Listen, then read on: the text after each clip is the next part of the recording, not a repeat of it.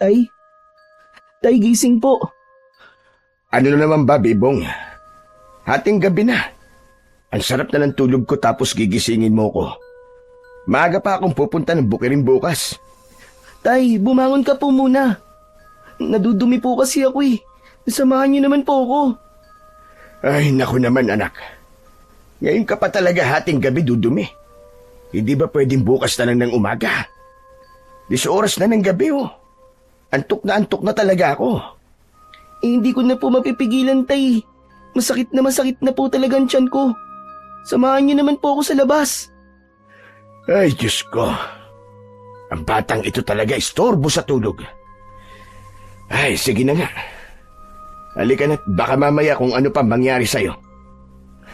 Pasensya na po, Tay, kung naistorbo ko po ang tulog niyo. Sige na, walang kaso yon. Pero bukas bawal ka nang kumain ng kung ano-ano bago matulog. Opo, Tay. O sige na, halika na. Labas na tayo para hindi na sumakit ang tiyan mo. Baka mamaya hindi ka makapagpigil dyan bigla ka madumirian sa salawal mo. Mahirap na. Si tatay naman talaga mapang-asar pa. Sabay na tumungo sa labas ang mag-ama. Tahimik nilang tinahak ang madilim na daan, gamit lamang ang maliit na lampara bilang tanglaw. Diretso ang lakad nila patungo sa tubuan. Dahil malayo sila sa kabiasnan at wala pang maayos na banyo. Dito muna sila dumudumi sa tagong bahagi ng lugar.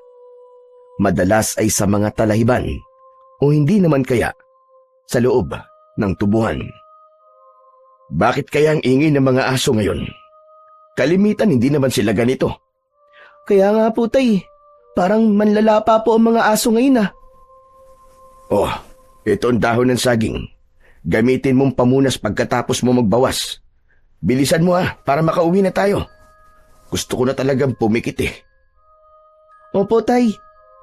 Tawagin mo na lang ako pagtapos ka na. Doon lang ako sa may bandang punong akasya na yun. Habang humihitit ako ng tabako ko. Sige po, Tay. Sumuot si Bibong, papasok sa loob ng tubuan. Bit-bit ang layang dahon ng saging na kinuha ng kanyang tatay na gagamitin niyang pamunas matapos na dumumi. Patapos na siya nang makarinig ng tila mga yabag ng paa. Dali-dali niyang sinuot ang salawal at luminga-linga sa paligid. Dahil madilim at walang dalang kahit na ano, ay pinilit na lamang ni Bibong na aninagin ang paligid. Mabuti na lamang at maliwanag ang sikat ng buwan, kaya kahit papano ay may konti siyang nakikita. Hala, baka may tao. Ano ba naman yan?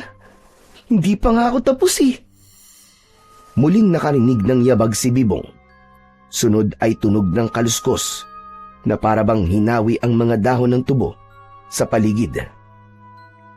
May tao ba riyan? Tao po! May tao ba riyan?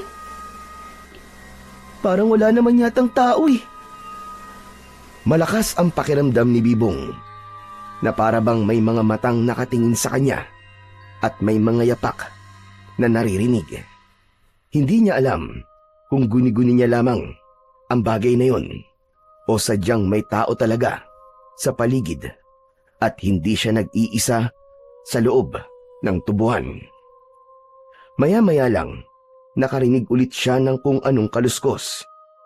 Dahan-dahang sinundan ni Bibong ang tunog at sa hindi kalayuan, sa gitna ng tubuhan, doon niya namataan ang isang matanda na nakaluhod sa gitna ng mga natumbang tubo. May nakaukit na bilog sa paligid nito at may libro sa kanyang harapan. Nakapikit ang matanda at tila may kung anong inuusal. Ale? Ano pong ginagawa niyo riyan? Nagmulat ng mata ang matanda at mariing tinitigan si Bibong. Tila ba naiinis sa biglang pagsulpot ng bata. Sino ka? Aswang ka rin ba? Hala, hindi po ako aswang, no? Tao po ako. Kung hindi ka isang aswang, Bakit ka nandito ng ganitong oras? Hindi ba tulog na ng ganitong oras sa mga normal na tao? Ano po kasi? Kaya po ako nandito ng ganitong oras kasi po dumudumi po ako. Wala po kaming banyo, kaya dito po ako dumumi. Wala akong pakialam kung narito ka na mga oras na to para magbawas. Sana hindi mo nalang pinutol ang pansasantigwar ko. Ha? Ano pong pansasantigwar? Isang uri ng mataas na panalangin o dasal laban sa mga aswang. Naku, pasensya na po kayo kung naabala ko po kayo sa pagdadasal nyo. Bakit po kasi diyan pa kayo nagdadasal? Pwede naman po sa bahay nyo na lang Mas makapagyarihan ang pansasagtigwar sa labas at sa ilalim ng bilog na buwan. Lalo na't ngayong gabi rin ito ay may nakaikwentro kong aswang sa lugar na ito. Lumalakas din ang mga aswang tuwing bilog at maliwanag ang buwan. Wala naman pong aswang sa lugar namin. At isa pa, hindi naman po totoong aswang Sabi ni tatay, gawa-gawa lang daw po ng mga tao ang aswang para po panakot po sa mga bata. Kaya hindi po ako naniniwala sa ganun Sa ngayon, hindi ka naniniwala, Totoy. Ngunit darating din ang araw na sa sarili mong mga mata ang makakasaksi. At sa oras na yon, siguradong maniniwala ka na. Ay, siya nga po pala. Bakit may mga galos po kayo sa katawan? Nasugatan po ba kayo dahil po dito sa mga tubo? Hindi ka man maniwala, bata. Pero dahil ito, sa pag-atake ng aswang, sinubukan ko silang labanan. Baka naman po asong gala lang po ang umatake sa inyo at napagkamalan nyo lang po na isang aswang. May malalaking asong gala po kasi rito sa lugar namin Alam ko ang pinagkaiba ng aso at ng aswang. At isa pa, veterana na ako sa pagpuksa sa mga aswang, bata. Ha? Ganun po ba? Saan po pala kayo nakatira? Bakit po kayo napadpad dito? Dahil malakas ang kutob ko, na dito sa lugar nyo, sunod na atake ang mga aswang. Dito ko dinala ng mga orasyong ginawa ko. Kaya hanggat kaya ko pa, gusto ko kayong protektahan. Ang bait niyo naman po pala kung ganun. Iniisip niyo po ang kapakanan ng mga taong nasa paligid niyo. Wala akong magagawa. Yun ang kapalaran ko. Nasa kamay ko na ang pagiging santigwar at kailangan kong yakapin ang tungkulin yon. Ang astig niyo po pala. Luluhod lang po kayo tapos magdadasal. Matatalo niyo na po kagad ang mga aswang. Sana all may kapangyarihan. Nagkakamali ka. Hindi madali ang gawain ng isang santigwar. Hindi ibig sabihin na may karunungan sa isang dasal o orasyon laban sa mga aswang ay agad na silang matatalo. Mahirap silang puksain dahil may taglay din silang kapangyarihan. Nabanggit niyo po na naputol ko ang pansasagtigwar niyo. Ano pong mangyayari dahil naputol ko po ang orasyon niyo para sa mga aswang? Dahil naputol, hindi agad tatalab sa kanila. Naku, ganun po pala. Pasensya na po talaga kung naistorbo ko po kayo, hindi ko po sinasadya. Kaya nga gumawa ko nitong bilog na harang para hindi ako makita na kahit na sino at para hindi maputol ang pansasagtigwar ko. Pero sa huli, naistorbo mo pa rin ako. Ang hindi ko lang talaga maintindihan, paano mo ko nakita? Gayong ang may mga dugong. Hala, teka lang po. Tignan niyo po. Bakit po nagliliwanag po yung libro niyo? Marahang hinawakan ni Bibong ang libro.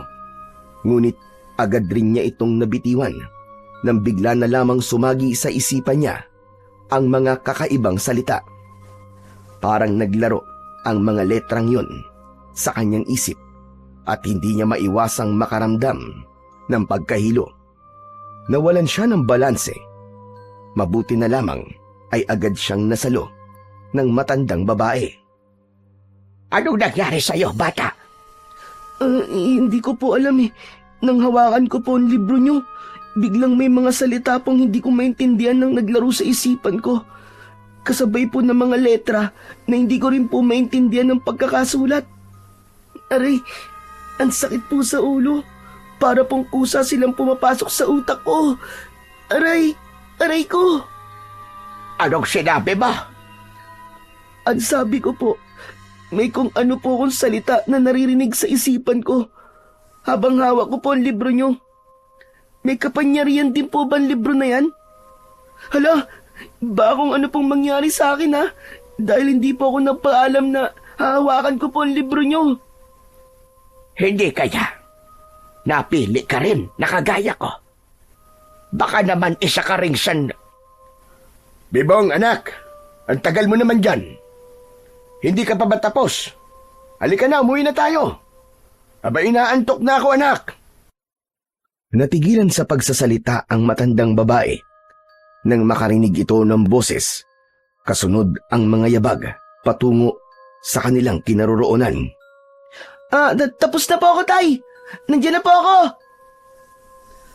Nang muling lumingon si Bibong sa kanyang likuran, kung nasaan ang matanda, wala na ito sa kanyang kinatatayuan. Tanging ang bilog na lamang na marka ang naiwan kung saan ito nakaluhod kanina. Hala, nasan na yun? Tumalikod lang ako sandali na wala na kaagad. Totoo nga yata ang sinasabi ng matandang ina. May kapangyarihan nga siya. Oh, bakit nandito ka? Aba, layo naman ang pinuntahan mo. Dudumi ka lang, tinumba mo pa ang mga tubo. Pambihira ka, oo. Hindi po ako may gawa niyan, Tay. Hindi po ako nagtumba ng mga tubong yan. Sino naman ang gagawa niya, Naber? Ikaw lang naman ang tao rito. Ikaw, Bibong, ha? Hindi kita tinuruan na magsinungaling at ipasa ang mali mo sa ibang tao. Kapag nahuli ka na may-ari ng tubuang ito, patay tayong dalawa. Sigurado magbabayad tayo. Pero Tay, hindi naman po talaga ako may gawa niyan eh. May matanda po kasi akong nakita rito kanina, Tay. Nag-usap po kami. Tapos, nang tinawag niyo po ako, tumalikod lang po ako saglit para tignan po kayo. Pagharap ko po, wala na po yung matandang babae. Ang bilis niya nga po nawala eh. Pero hindi na po ako magtataka. Dahil sa kanya na mismo nang galing na meron daw po siyang kapangyarihan. Ay, nako anak. Antok lang yan. Tay, totoo po ang sinasabi ko, Tay. May matandang babae nga po dito kanina. Nakaluhod po siya rito. Dito po sa may bilog na marka. Anong bilog ang pinagsasasabi mo? Wala akong bilog na nakikita. Ikaw talaga, Bibong, ha? Kung ano-ano na lang ang pumapasok sa isipan mo. Tatay naman eh. Hindi naman po ako nakikipaglokohan sa inyo eh. Bakit mukha din ba ako nagbibiro, ha, Bibong? Talagang hindi ko makita ang markang bilog na sinasabi mo. Tay, nandito lang po talaga yung matandang babae kanina. Kinuwentuhan niya pa nga po ako tungkol sa pagiging santigwar niya at tungkol po sa aswang. Yan. Sa kakapakinig mo yan ng mga nakakatakot sa radyo ng kapitbahay nating si Mang Tasyo eh. Bawas-bawasan mo ng makinig ng mga ganyan, anak, ha? Dahil para lang isinasabuhay mo eh. Hindi po talaga, Tay. May matanda po talaga rito kanina. Hinawakan ko pa nga po ang libro niya.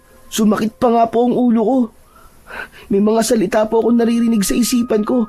Tapos may mga letra at salita din po akong nakita na hindi po pamilyar sa akin. Para pong nakasulat po sa baybayin. Anong sabi mo, Bibong? Sumakit ang ulo mo nang hawakan mo ang libro. At may kung anong mga salita ang narinig mo sa isipan mo. Opo, Tay. Hindi po ako nagsisinungaling. Promise po, totoo po yun. Sakaling magkita ulit kayo na matandang sinasabi mo, huwag ka nang lumapit pa sa kanya, ha? At huwag ka na ulit humawak pa sa libro niya. Naiintindihan mo ba? Opo. Pero bakit ko po kailangan na iwasan po siya, Tay? Wala naman pong ginagawa sa aking masama yung matanda eh. Mukha naman po siyang mabait eh. Huwag ka na magtanong pa. Basta sundin mo na lang ang sinasabi ko. Para rin ito sa ikabubuti mo, Bibong. Opo, Tay. Wali ka na, umuwi na tayo. Bilisan mo na maglakad.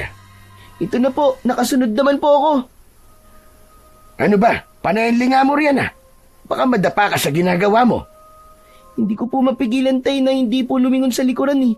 Pakiramdam ko po kasi ngayon, parang may mga matang nakasunod sa atin. Para bang bawat hakbang po natin may anino rin pong sumusunod. Guni-guni mo lang yan, anak. Kapag ganyan ka, tinatakot mo lamang ang sarili mo. Pero tay, iba po talaga ang pakiramdam ko. Hindi ko po maipaliwanag na pakiramdam to, tay. Hindi naman po ako kinikilabutan o kinakabahan. Pero parang may malamig po na hangin na dumadampi po sa bato ko kahit wala naman pong simoy ng hangin. Tama na nga yan, Bibong. Ang mabuti pa, bilisan na natin ang paglalakad. Nang makauwi na kagad tayo. Tay, teka lang po. Naniniwala po ba kayo sa aswang? Hindi ba't sinabi ko na sa'yo dati na hindi totoo ang mga aswang? Gawa-gawa lang yun ang mga tao para panakot sa mga bata. Para hindi na sila gumala pa paggabi na. Pero bakit sinabi po na matandang yun? Na totoo po ang aswang at nakikipaglaban pa nga po siya sa mga to.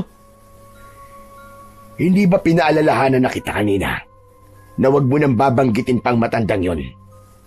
Kung totoo man ang sinasabi mo na may nakita kang matanda sa gitna ng tubuang yon, sigurado akong baliw yun. May sira sa isip kaya gumagawa ng kwento. Kaya wag ka na magpaniwala pa sa mga ganon, anak. Opo, tay. Oh, nandito na tayo sa bahay. Sige na, matulog ka na. At may pasok ka pa bukas. Pagkarinig nun, agad pumasok si Bibong at Goyong sa kanilang silid. Wala pang ilang minuto ay agad na nakatulog ang mag-ama. Ngunit ilang sandali lamang, sumigaw at habol hiningang napabalikwas ng bangon si Bibong sa kanilang banig. Napakapit siya sa dibdib at nagpalinga-linga sa paligid.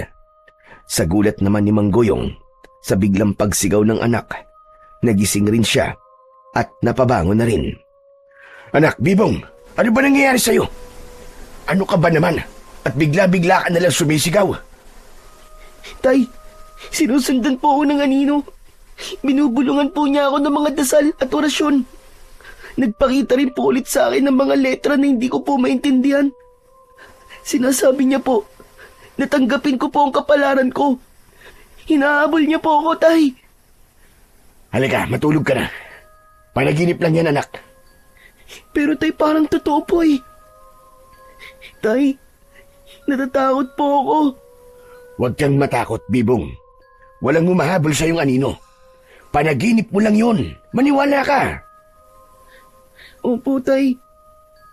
O siya, sige na, tumahang ka na rin. Paano kasi? Sinabihan na kita na huwag ka nang makikinig pa sa mga nakakatakot na kwento dun sa radyo ni Mang Tasyo. Hindi ka kasi nakikinig eh. Yan tuloy, kung ano-ano na lang ang pumapasok sa kokote mo. Pasensya na po, tay. Gusto na yung iyak mo, ha? Matulog ka na dyan at may pasok ka pa bukas sa umaga.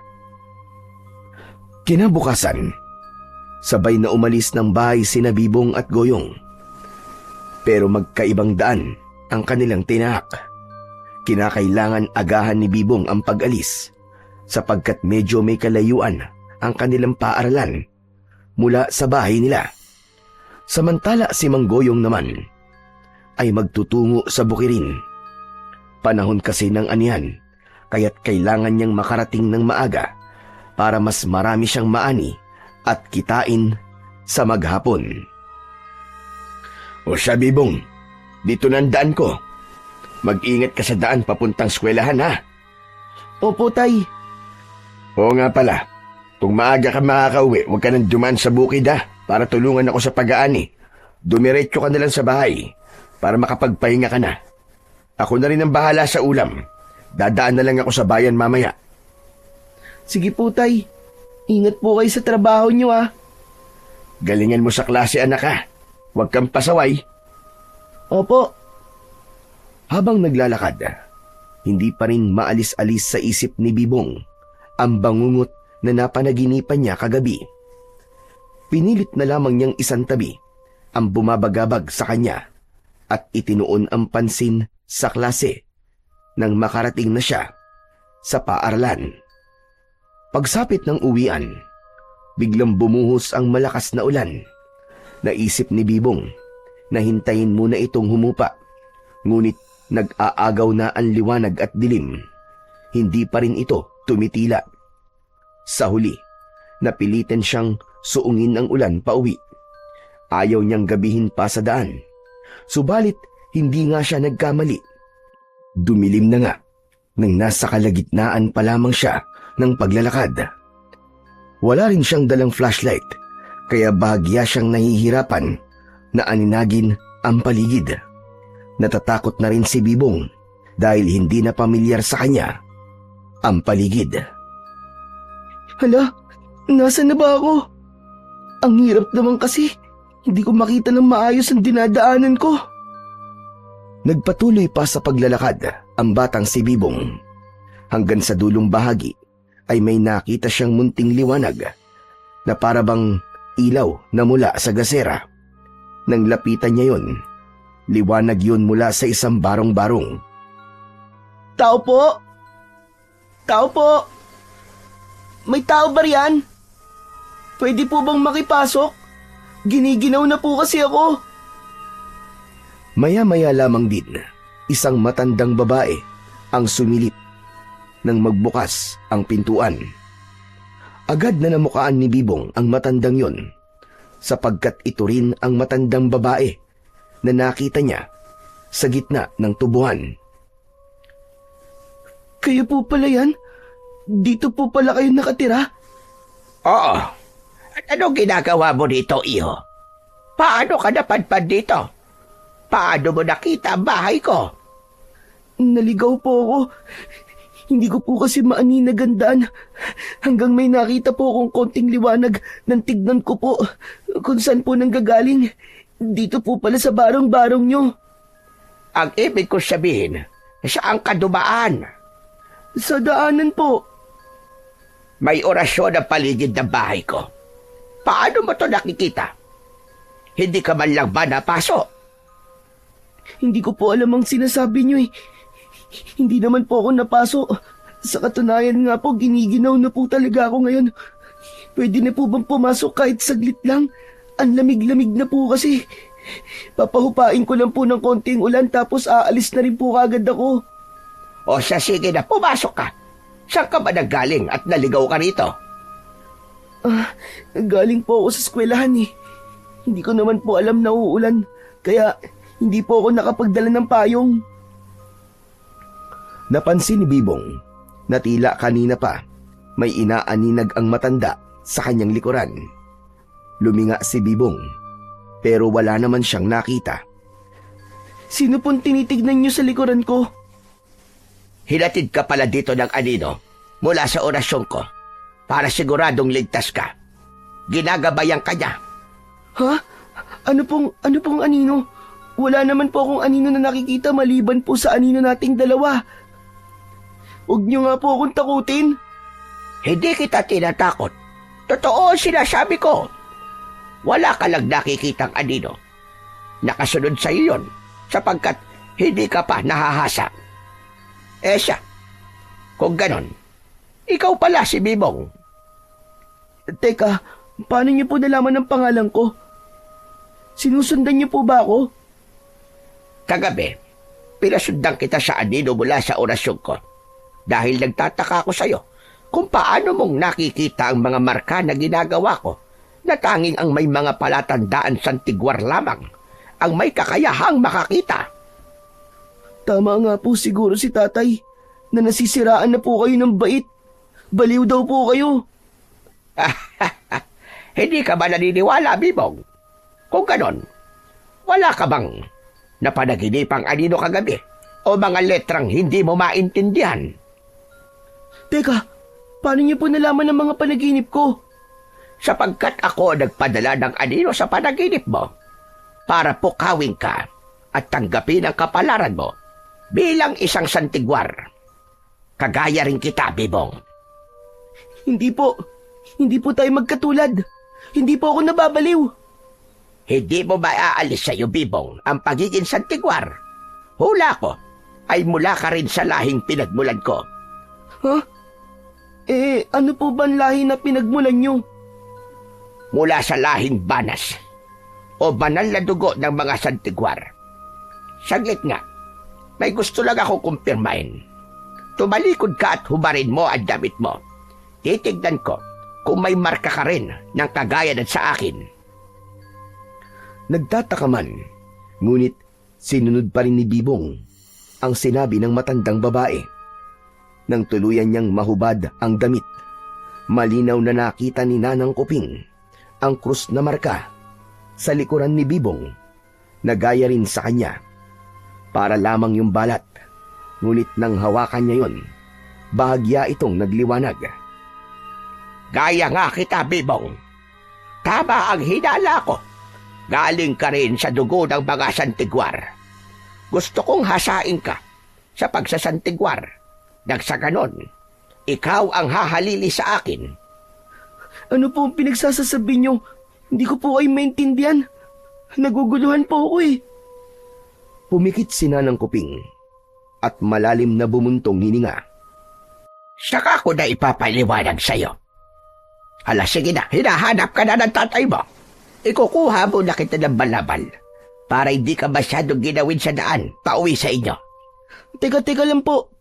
Gusto ko lang po munang maliwanagan sa mga pinagsasasabi niyo po sa akin. Bumalik ka rito bukas. Dala itong balabal ko.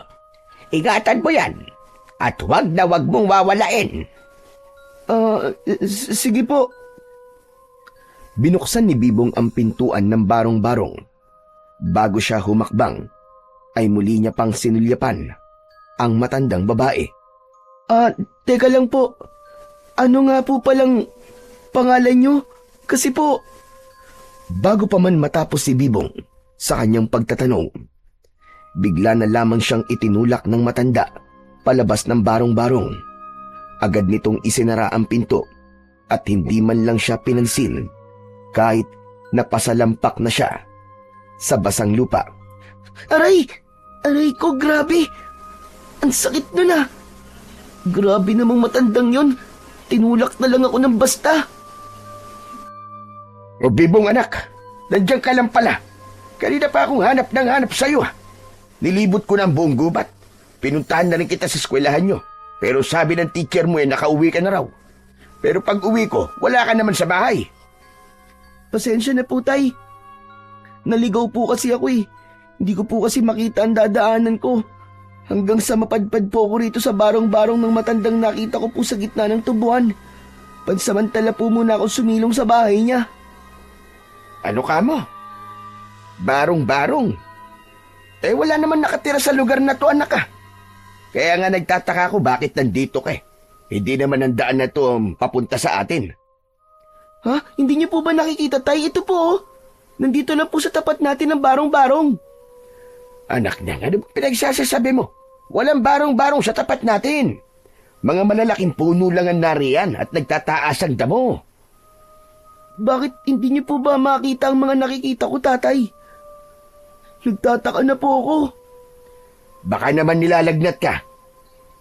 Sinapo ni Manggoyong ang noo ng anak at agad siyang nagitla nang maramdaman na nag-aapoy nga si Bibong sa lagnat. Anak na, ito na nga ba sinasabi ko, nilalagnat ka nga. Halika na, umuwi na tayo. Nagdidiliryo ka na sa lagnat mo kung ano-ano na ang mga nasasabi mo eh. Hindi tayo totoo po ang sinasabi ko sa inyo. Ito nga po, ito pong balabal. Pinahiram po sa akin ng matandang babae para hindi po ako ginawin. Pakiramdam ko po, naglalabas ito ng init dahil ang sarap po sa pakiramdam. Ay naku, wala ka namang suot na balabal, anak eh. Mabuti pa, papasanin na lang kita at nang makauwi na kagad tayo at nang makainom ka na kagad ng gamot. Ano po ba nangyayari sa akin, tay? Bakit may mga bagay po akong nakikita na hindi nyo naman po nakikita?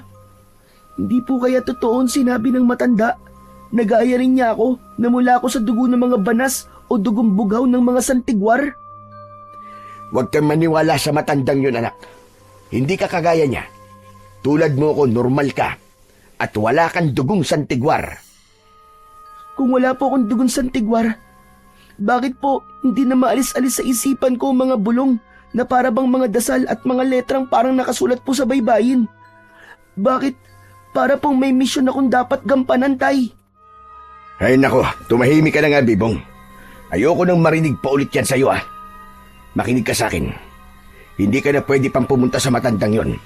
Sa oras na suwayin mo ko, ikukulong talaga kita sa bahay.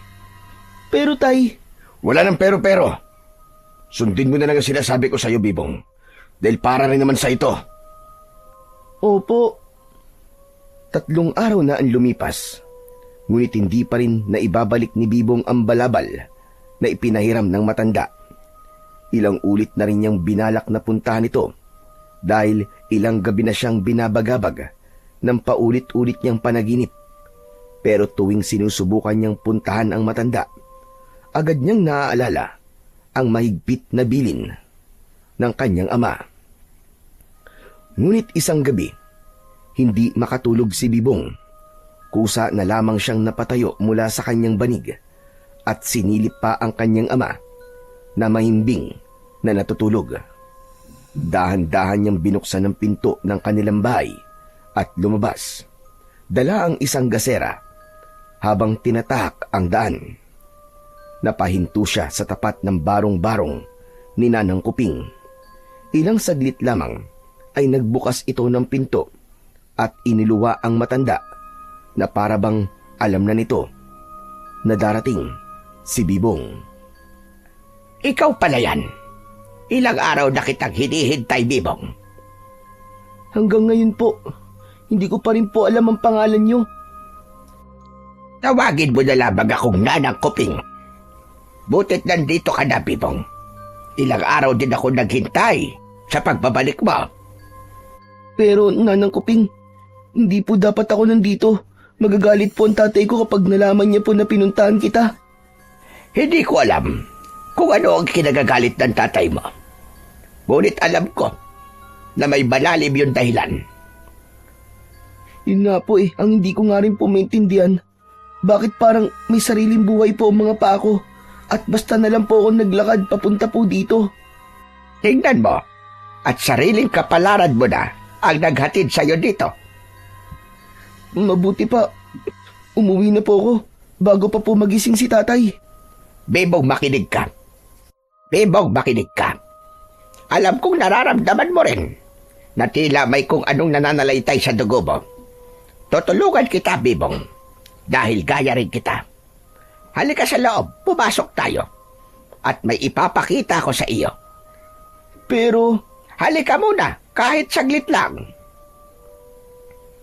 Sabay na pumasok si Bibong at Nanang Kuping sa loob. Napabuntong hininga na lamang siya habang hinahakbang ang kanyang mga paa. Dumiretso sila sa isang sagradong silid sa dulo ng barong-barong. Pumikit si Nanang Kuping sa kamay kung anong inusal. Kalaunan, kusa itong bumukas. ang galing. Paano niyo pong nagawa yun? Wala namang susi, pero nabuksan niyo po. Kung yayakapin mo ang pagiging isang santigwar, magagawa mo rin yun, Bibong. Maliit na bagay lang yon. Halika sa loob. Gusto ko pong malaman bakit may mga bagay po na nakikita ko na hindi naman po nakikita ni tatay.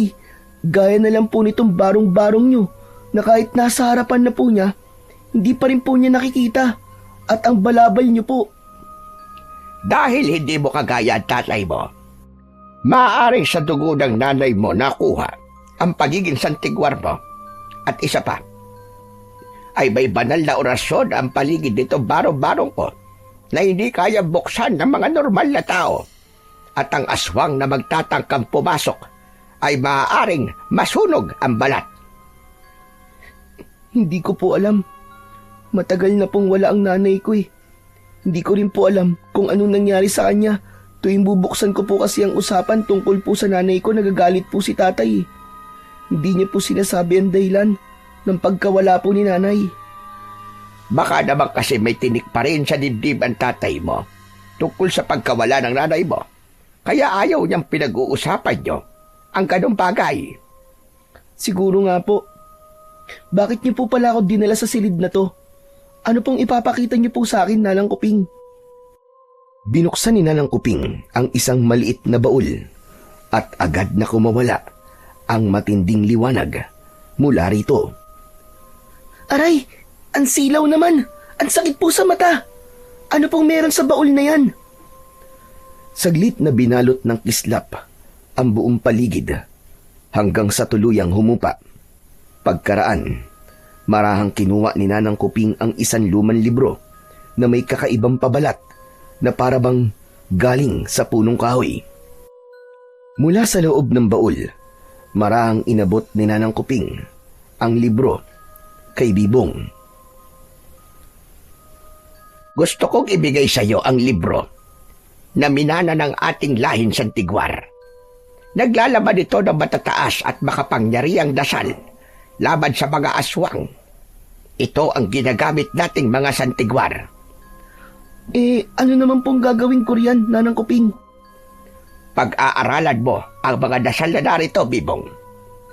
Isa sa isip at isa sa buhay mo sa oras na muling umatake ang mga aswang. Lalo na't nararamdaman ko na naghahanda na sila para sa pagsalakay. Naaalala mo ba ang sinabi ko sa iyo? Na sa oras na bilog at maliwanag ang buwan, lumalakas din sila. Sa ikatlong kabilugan ng buwan na mangyayari yon, pagkaraan ng 3 linggo, paniguradong susubukan nilang maghari. Ha? Pero bakit po ako? Bata pa po ako eh. At wala po akong alam sa ganyan. Tutulungan kita, Bibong. At sa tulong rin ng banal na librong ito, alam kong magtatagumpay ka. Baka hindi ko po kaya. Magtiwala ka sa sarili mo. Basta't hindi maaagaw at mapupunit ang huling pahina kung saan nakalagay ang dasal para sa pagpapalakas ng mga aswang. Sinisigurado kong matatalo natin sila. Bakit hindi na lang po kayo, Nanang Kuping? Hindi po ba gamay niyo na po ang pagpuksa sa mga aswang? Bakit kailangan ako pa po? Tama ka, Bibong. Gamay ko na nga ang pagpuksa sa kanila. Pero hindi na ako ganong kalakas gaya ng dati.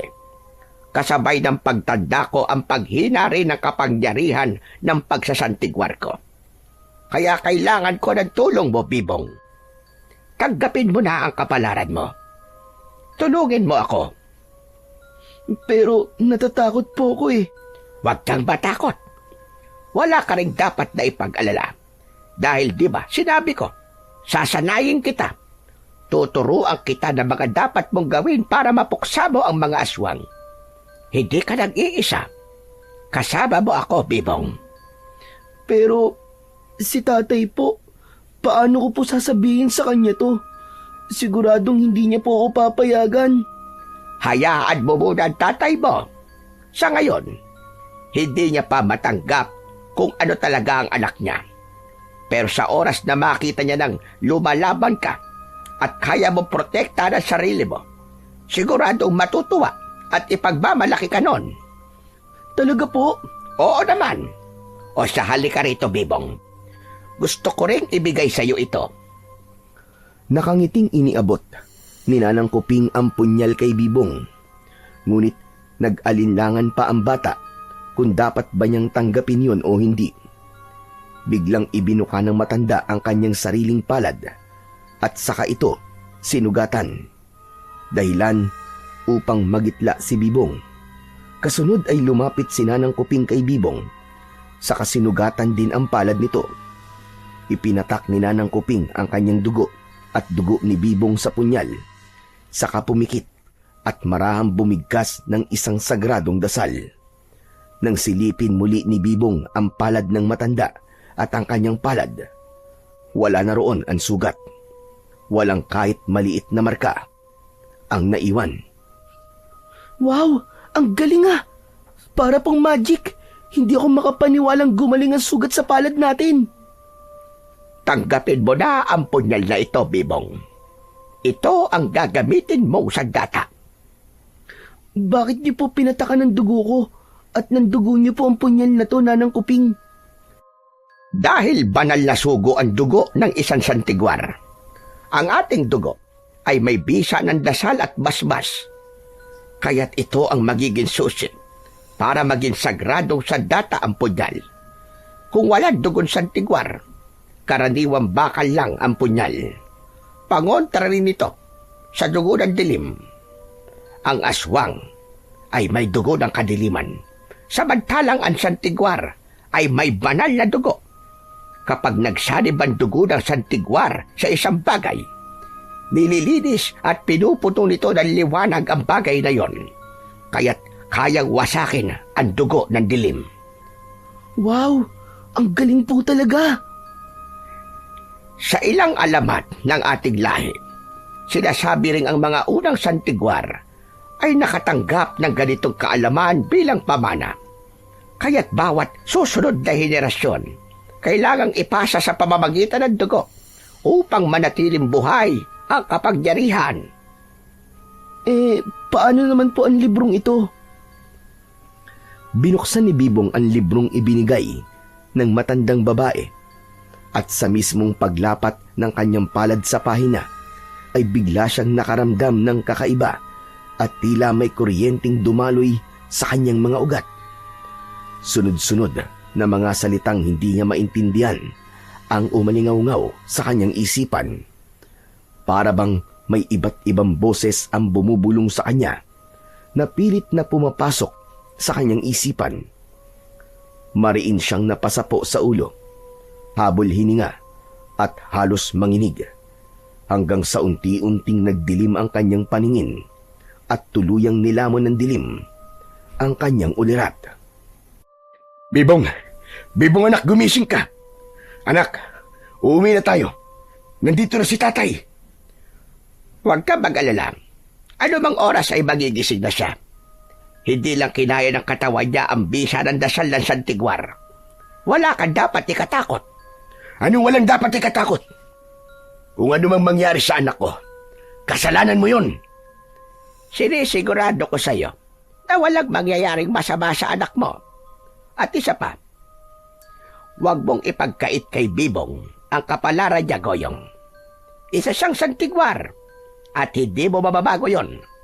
Hayaan mo na ang bata ang pumili ng landas na tatahakin niya. Hindi ako makapapayag. Normal lang anak ko at hindi niyo siya kagaya. Katulad ko siya. Wala kang magagawa, Goyong. Nakaukit na yan sa palad ng anak mo. Hindi ka ba natutuwa na maging isang magaling na tagapagpuksa ng aswang ang anak mo? Hindi. Dahil ayokong magaya siya sa nanay niya. Namatay ang asawa ko dahil sa mga lecheng aswang na yun. At dahil ginampanan niya ang tungkulin niya bilang santigwar. Kaya hindi ako papayag sa kagustuhan mo. Anak ko na lang ang meron ako ngayon. Hindi ko nakakayanin pang dumating ang araw na mawawala rin siya sa akin. Kaya hindi ko papahintulutan ang anak ko na maging kagaya mo. Iba ang kapalaran ng anak mo sa nanay niya. Hindi porket nawala ang asawa mo, mawawala rin sa iyo ang anak mo, Goyong. Kahit naman pigilan mo pa ang anak mo, hindi mo pa rin maipagkakaila sa kanya ang kagustuhan niyang lumaban sa mga aswang. Dahan-dahang iminulat ni Bibong ang kanyang mga mata. Hindi niya alam kung anong dapat na maramdaman matapos marinig ang sinabi ng tatay niya na ang dahilan ng pagkawala ng kanyang nanay ay dahil sa mga aswang at isa rin itong santigwar. Tay, totoo po ba dahil po sa mga aswang kaya po nawala si nanay? Kaya po ba ayaw niyo po akong palapitin po kay Nanang Kuping dahil ayaw niyo pong sundan ko po ang yapak ni nanay? Anak, halika na. Mabuti pang tumayo ka na riyan at umuwi na tayo. Huwag niyo naman pong ipagkait sa akin, tay, ang tungkol po kay nanay. Gusto ko rin pong malaman bakit lumaki po ako nang walang nanay. Oh, Bibong. Pinatay ang nanay mo ng mga aswang na makipaglaban siya sa mga to. Bata ka pa lamang ng panahong yun. Kaya wala kang alam. Gaya mo rin ang nanay mo.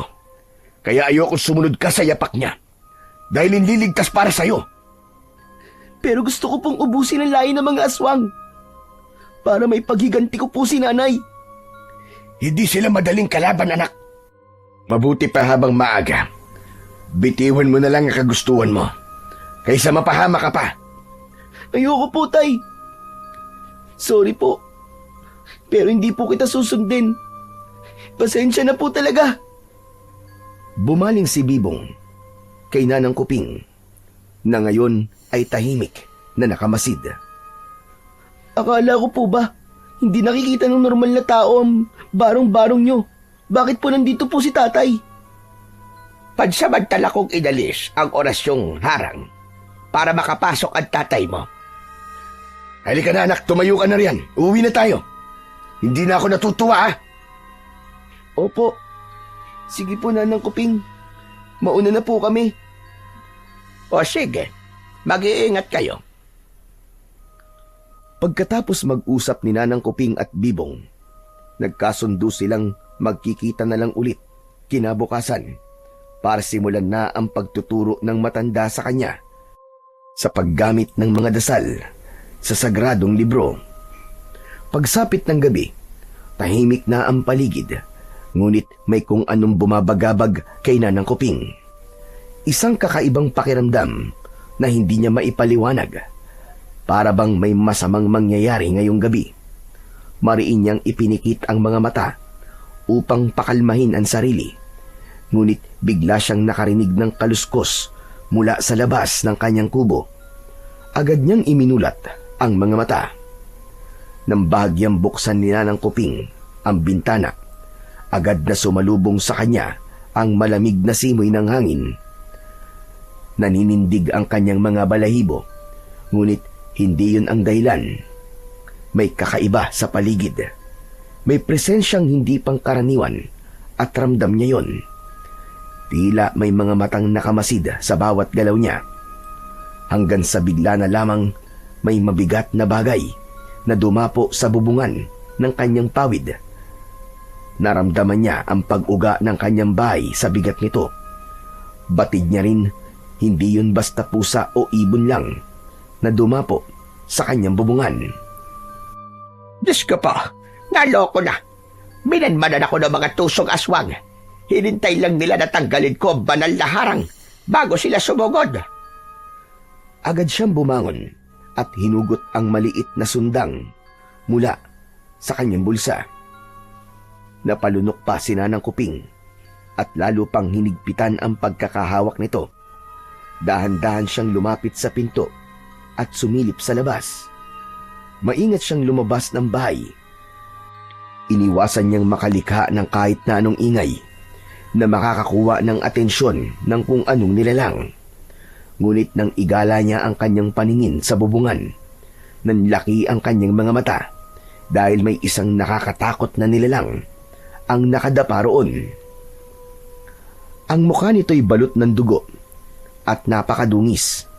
Namumula ang mga mata na parabang nagliliyab sa galit at gutom. Maitim ang balat, kasing itim ng uling. Nakalantad din ang matatalas at mahahabang ngipin na waring sabik lumapa ng laman, at ang balat sa paligid ng bibig at pisngi ay nanunuklap. Napasingot si Nanang Kuping dahil sa bawat paghinga ng nilalang, umaalingasaw ang mabahong amoy ng bulok na karne mula roon. Napaatras siya.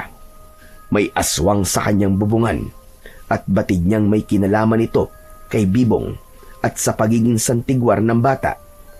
Kanina pa niya ramdam ang kakaibang enerhiya. Natiktikan siya ng mga ito at marahil nahalata na ng mga nilalang ang kanyang binabalak na si Bibong ang susunod sa kanyang yapak. Agad siyang nagtago sa likod ng malalagong halaman upang hindi siya matuntun. Mula roon, nakita niyang gumalaw ang nilalang at bumaba sa tapat ng kanyang pinto. Naningkit ang mga mata ni Nanang Kuping habang pinagmamasdan ang bawat kilos nito. Pumasok ang aswang sa kanyang bahay, ngunit hindi nagtagal ay lumabas din ito habang humihiyaw. Nagngangalit at nalalapnos ang balat dahil sa orasyong inilagay niya roon. Mabilis na iginala ng aswang ang tingin hanggang sa napako ang mga mata nito sa may halamanan. Ngumisi ang aswang habang mariing nakatitig kay Nanang Kuping.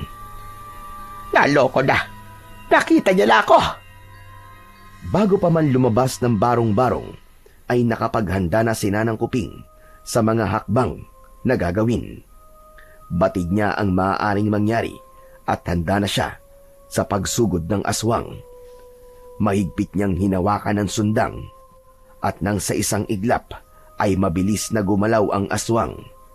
Agad siyang lumayo mula sa halamanan upang maiwasan ang matatalim nitong kuko. Anong kailangan mo sa akin? Alam ko na. Ang banal na libro ng mga santigwar ba ang hanap mo? Kaya ka pumasok sa barong-barong ko ay para nakawin ito. Hindi mo ito makukuha ng ganun-ganun na lang. At wala na sa akin ito. May iba ng may-ari ng libro. At kahit matanda na ako, kaya pa rin kitang patumbahin. Sa isang iglap, muling sumugod ng aswang. Ang mahahabang kuko nito, parang patalim na handang bumasag ng laman. Iniwasan ni Nanang Kuping ang nilalang. Sa sandaling nakakuha siya ng puwang, mabilis niyang hinugot ang sundang at ibinaon sa tagiliran ng halimaw. Umalingaw-ngaw ang nakakakilabot na hiyaw ng aswang. Yumanig ang paligid sa tindi ng sigaw nito habang umaagos ang maitim na dugo. Sumigaw pa ito sa sakit, ngunit imbis na umurong, lalo itong nagngingit-ngit sa galit. Muling sumugod ang aswang at sa bilis ng galaw nito ay nagawang masugatan ang braso ni Nanang Kuping. Napaluhod siya sa damuhan at agad niyang naramdaman ang hapdi at panghihina. Lumatay ang sakit ng ginawa ng aswang sa kanyang katawan. Mariin niyang ipinikit ang mga mata at sinimulang iusal ang dasal ng mga santigwar. Unti-unting nagliyab ng malamlam na asul ang kanyang katawan. Nagliwanag ito na babalot ng banal na proteksyon. Sa bawat salitang binibigkas ni Nanang Kuping, lumalakas ang ningning ng liwanag hanggang sa kumalat ito sa paligid. Nang masilayan ito ng aswang, agad itong umurong. Napapikit sa sobrang silaw, napapaatras at parabang sinusunog ng liwanag ang kanyang balat. Umatungal ito at sa isang iglap ay nagmamadaling tumalon-talon, palayo, hanggang tuluyang maglaho sa dilim ng kagubatan. Naiwan si Nanang Kuping na hingal na hingal. Hawak ang kanyang sugatang braso. Alam niyang hindi pa tapos ang laban. May susunod pa at marami pa ang mga nilalang ng dilim. Hindi maaari ito.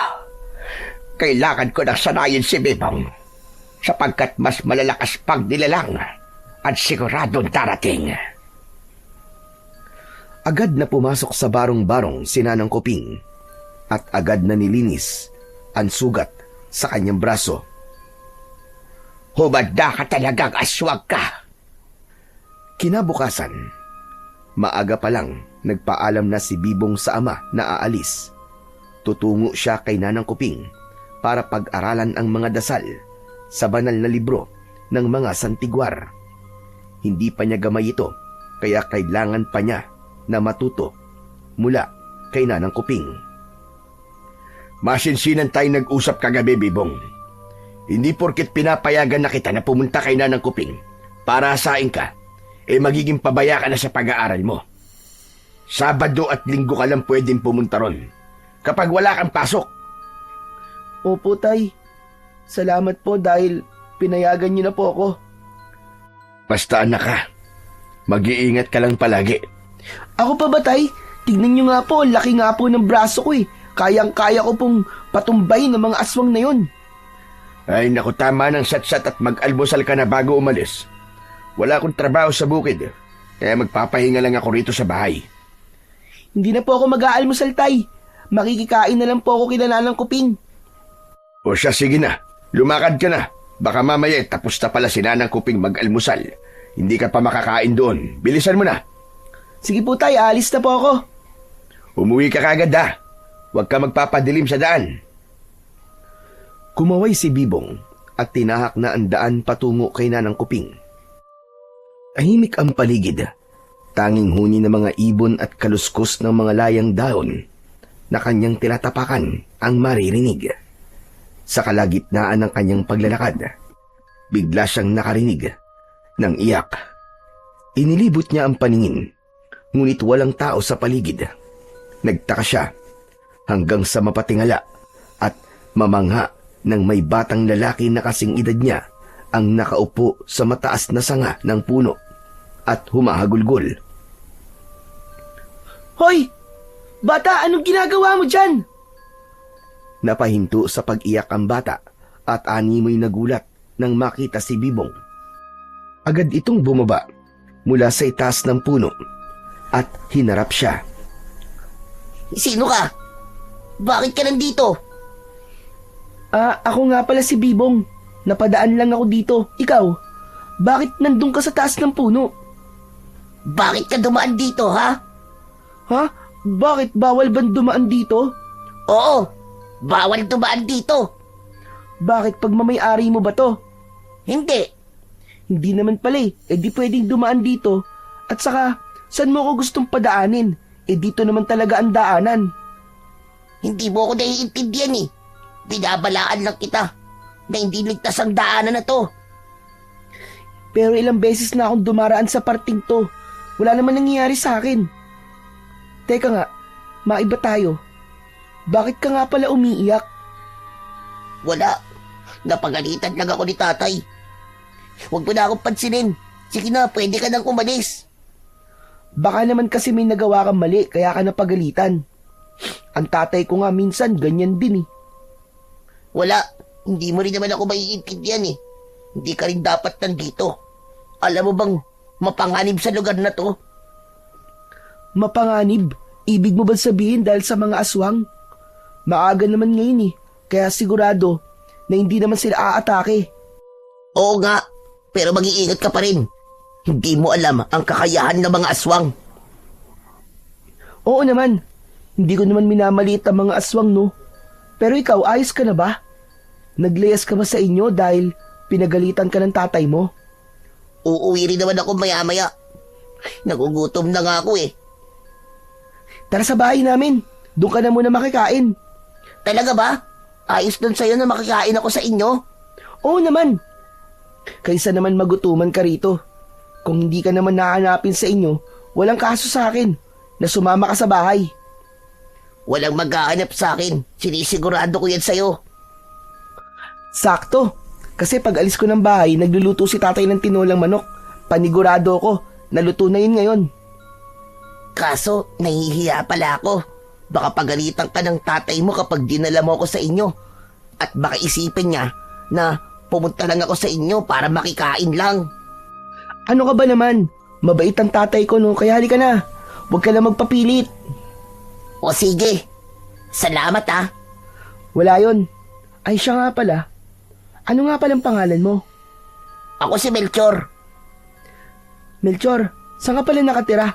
Ang sabi mo hindi ligtas sa lugar na to, di ba? Bakit nandito ka? Sanay na kasi ako sa lugar na to. Kumbaga, gabay ko na ang mga panganib dito. Hindi ba talaga magagalit ang tatay mo na isama mo ako sa inyo? Paulit-ulit ka naman eh. Hindi nga. Mabait si tatay, sigurado magkakasundo kayo. At saka, sasabihin ko kay tatay na kaibigan kita. Ha? Kaibigan? Oo, kaibigan. Hindi mo ba alam yun? Ngayon lang kasi ako nagkaroon ng kaibigan eh.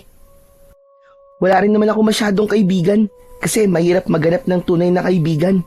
Minsan kasi, pagsasamantalaan lang nila ang kabaitan mo. Kaya nga, minsan ka lang makakakita ng maaasahan mo. Pero, sigurado ka ba na kaibigan mo na ako? Bago lang naman tayo magkakilala. Hayaan mo na. Hindi naman masusukat sa tagal ng pagkakaibigan eh. At saka, hindi mo naman siguro ako gagawa ng masama, no? At isa pa, mukha ka namang mabait at maaasahan eh. Salamat kung yun ang tingin mo sa akin. Siya nga pala.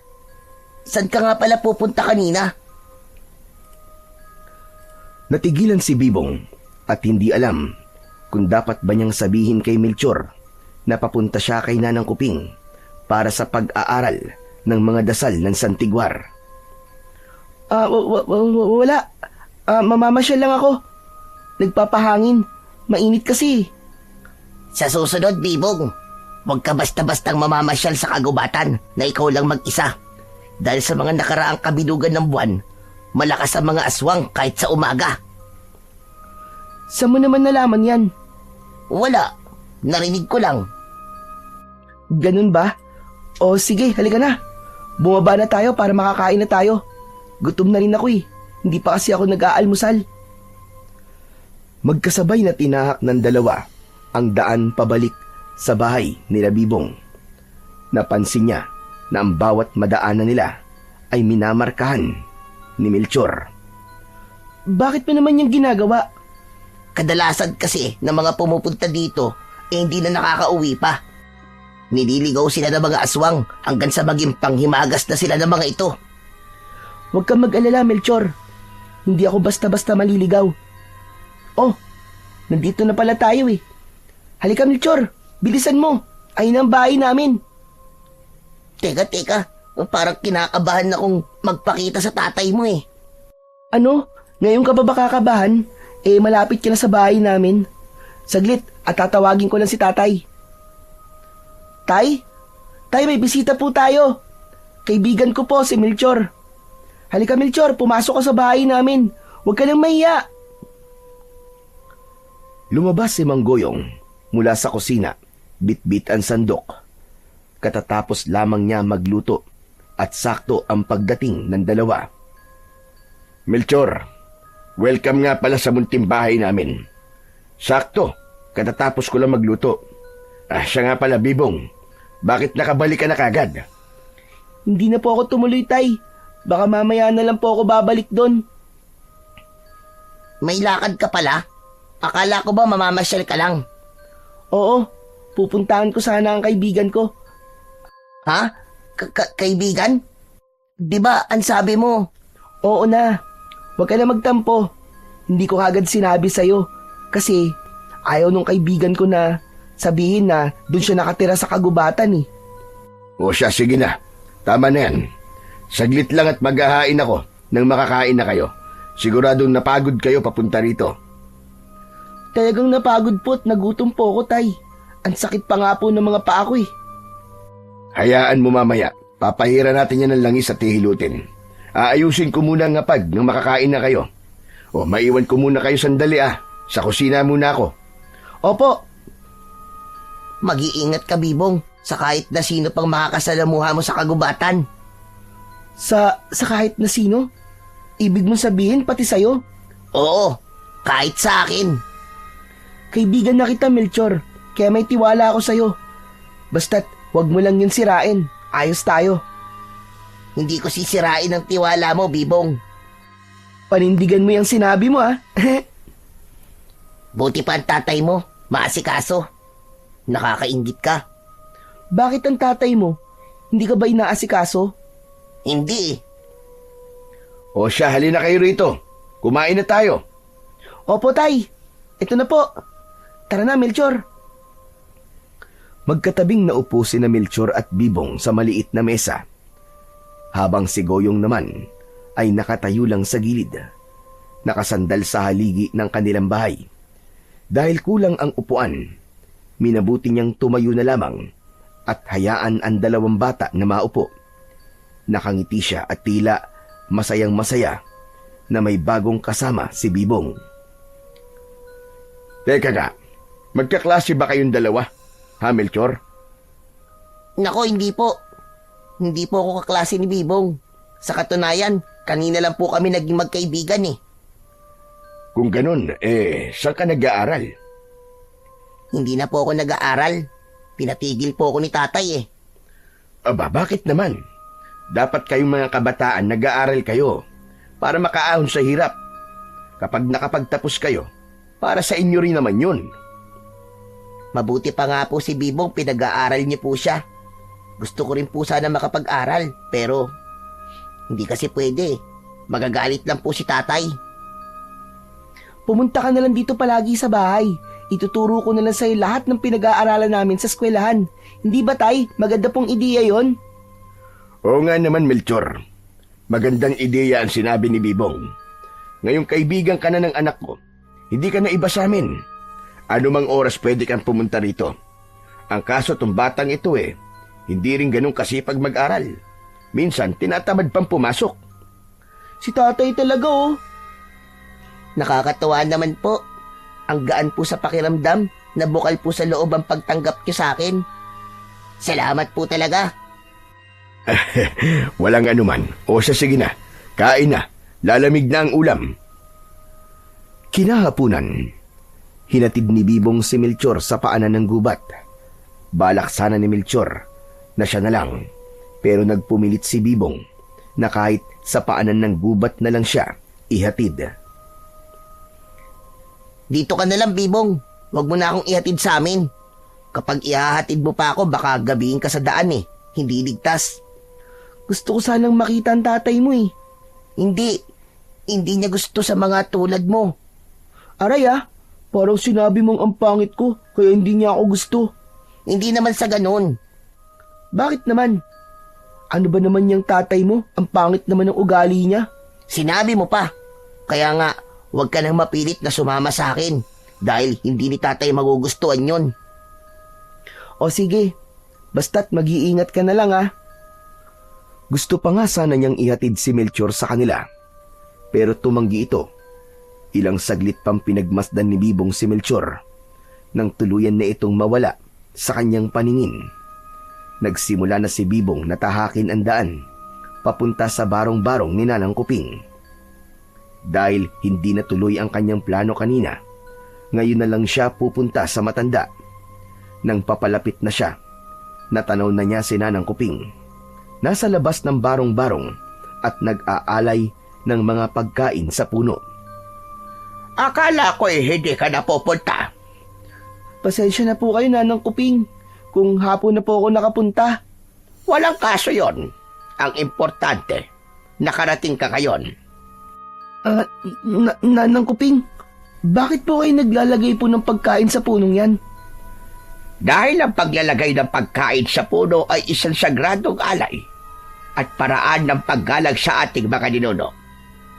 Pinaniniwalaan ng mga espiritu ng mga yumaon sa tigwar ay nananatiling gabay at tagapagtanggol ng ating angkan. Ang puno rin ang magsisilbing tulay ng daigdig ng tao at ng espiritu. Kaya sa bawat alay, nagpapakita ito ng pasasalamat at humihiling ng lakas at proteksyon laban sa mga kasamaan, lalong-lalo na sa mga aswang. Nanang Kuping, pansin ko po pala na may benda po ang braso nyo Bakit po kayo may sugat? Nang makita ko po kayo sa gitna ng tubuan, sugatan din kayo. Inatake ako ng aswang kagabi. Hinintay lamang nito. Natanggalin ko ang sagradong proteksyon ng aking barong-barong bago siya sumalakay. Ganito talaga, Bibong. Kapag nakikipaglaban ka sa mga aswang, hindi may iiwasang masaktan at masugatan ka. Hindi po ba nasa mga banal na dasal kayang magpagaling po ng sugat? Gaya po ng ginawa nyo nung sinugatan nyo po ang sarili nyo at ang palad ko po. Malalim ang natamo kong sugat mula sa aswang. At dahil matanda na rin ako, hindi na rin ako gaanong kalakas. Kaya nga, Bibong, kailangan kita. Ikaw ang magpoprotekta sa baryong ito. Si Raulong mga aswang talaga na yun. Nadali pa po tuloy ang braso nyo. Hindi bale. Nagawa ko naman siyang masugatan. Patas lang din ang laban. Dahil sa mga oras na to, alam kong iniinda niya rin ang sakit kahit sabihin pang malakas sila. Dahil sa bilog ang buwan. Ang astig niyo po talaga, Nanang Kuping. Hala, sige na, halika sa loob. Nang makapagsimula na tayo. Dinala mo ba ang libro? Naku, pasensya na po, Nanang Kuping. Naiwan ko po pala sa bahay. Pero huwag po kayong mag-alala dahil binasa ko po yung kagabi. Nakakamangha nga po dahil ang bilis pumasok po sa isip ko. Hindi katulad po ng mga aralin sa eskwelahan. Ang hirap alalahanin.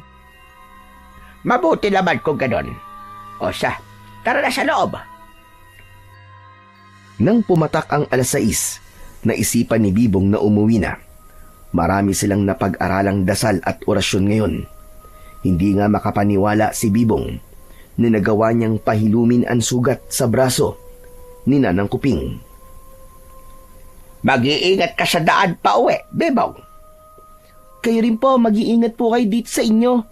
Salamat po. Tumalikod na si Bibong at nagsimulang maglakad. Nasa kalagitnaan na siya ng gubat nang mapansin niya ang mga taong tila nagpuprosesyon. Tuwid silang nakapila at nakayuko habang may hawak na itim na kandila. Napahinto si Bibong. Nanlaki ang mga mata sa pagtataka.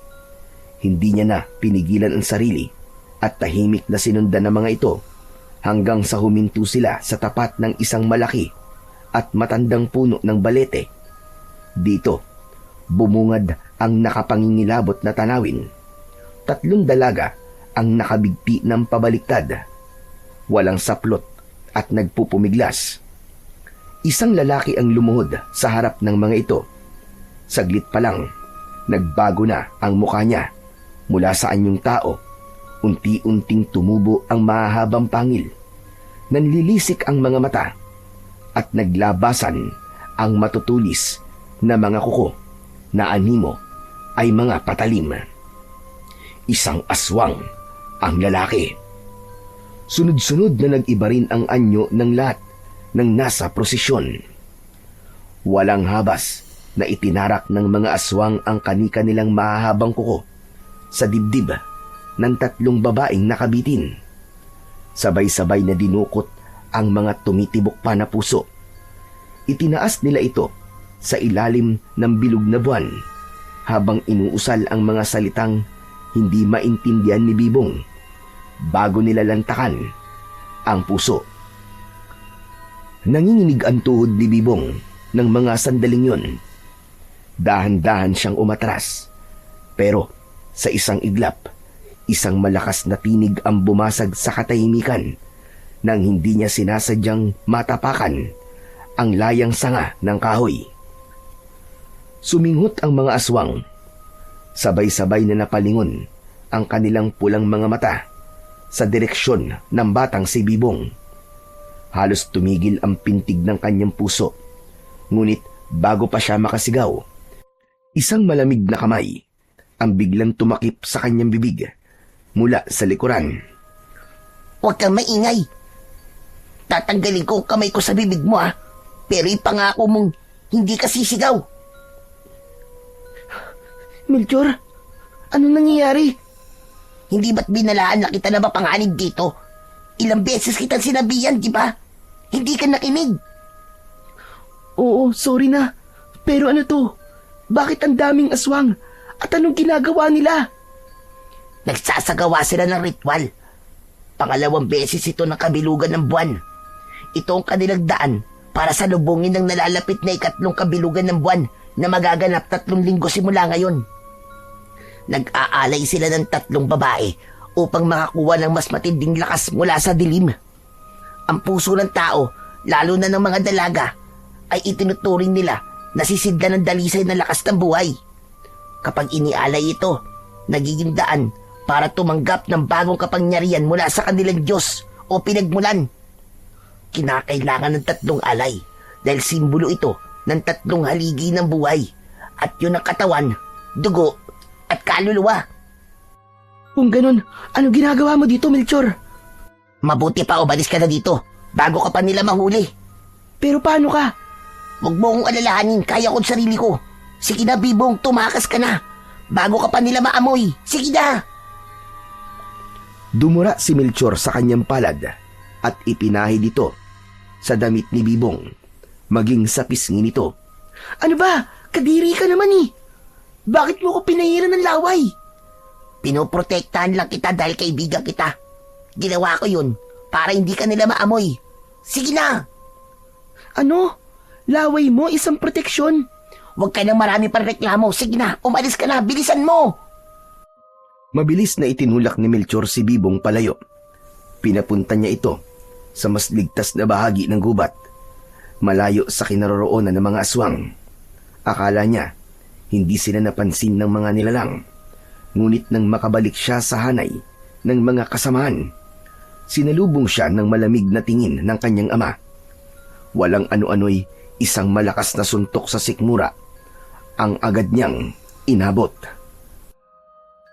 Alam mo ba, hindi ko alam ang ginawa mo. Taksil ka sa lahi natin mga aswang. Pero, kaibigan ko po si Bibong, Tay. Hindi niyo po siya pwedeng saktan. Anong kaibigan ang pinagsasasabi mo? Nahihibag ka na! Alam mo naman ang ginawa ng mga taong yan sa mga kalahi natin. Alam mo rin dati na minsan na akong nakipagkaibigan sa mga taong yan, pero sa huli, anong ginawa nila? Pinuksa nila ang angkan nating mga aswang. Pero Tay, may pagkukulang din po tayo. Kaya tayo pinupuksa. Dahil kahit kailan, tinitignan nila tayong mga halimaw. Dahil ginagawa natin pagkain ng mga tao. Pinapatay natin sila. Tumigil ka na, Melchor! Huwag mo akong pangunahan. Kung ayaw mong, saktan na naman kita ulit. Pero po, Tumahimik ka na!